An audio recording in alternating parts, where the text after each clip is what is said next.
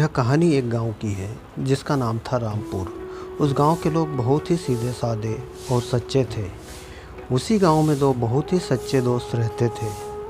वह दोनों बचपन से ही साथ थे और पूरा गांव उनको जानता था। उनमें से एक का नाम था राम और दूसरे का नाम था श्याम।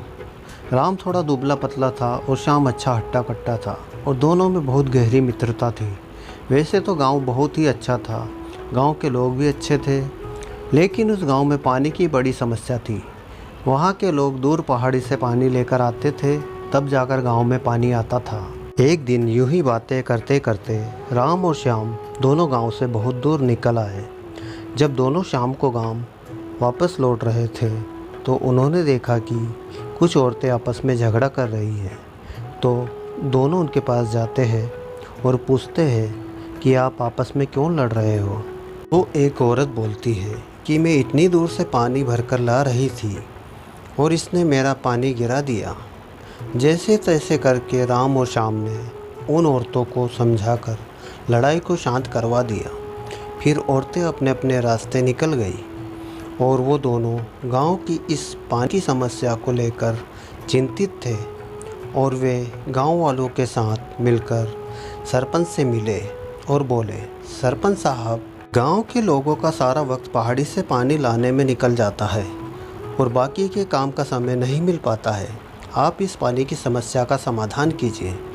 तो गांव के सरपंच ने पंचों से राय मशवरा करके गांव वालों से कहा, जो भी व्यक्ति गांव के कुएं में पानी लाकर डालेगा उसे 10 रुपये बाल्टी के हिसाब से पैसा दिया जाएगा। और अगले ही दिन गांव के सभी नौजवान इस काम में जुट गए और राम और श्याम के पास भी कोई काम नहीं था तो वह भी ये काम करने लगे। लेकिन वह काम कर तो रहे थे पर उनको लग रहा था कि यह स्थायी समाधान नहीं है। कब तक हम बाल्टी से पानी लाते रहेंगे, कभी ना कभी तो हम इतनी मेहनत करके बीमार पड़ेंगे और हमारे घर का खर्चा कौन चलाएगा। और दोनों ने मिलकर एक योजना बनाई कि क्यों ना हम एक पाइपलाइन के द्वारा पहाड़ी से पानी गांव तक लेकर आए। इस योजना को लेकर वो सरपंच के पास गए, लेकिन सरपंच और पंचों ने साफ मना कर दिया और उनकी बातों को हंसी में टाल दिया। फिर भी उन दोनों ने हार नहीं मानी। उन दोनों ने एक योजना बनाई कि क्यों ना हम दिन में कुएं में पानी भरें और उस पैसे से घर का खर्च निकाल कर जो पैसा बचता है उसे हम पाइपलाइन डालने में लगाए। वह दोनों दिन में बाल्टी से पानी भरते और रात में पाइपलाइन की खुदाई करते। इसी प्रकार कई साल बीतते गए और उनके साथ जो कुएं में पानी भरते थे उन्होंने अपने घर बना लिए, किसी ने मोटरसाइकिल खरीद ली और उन दोनों की हालत पहले जैसी ही थी।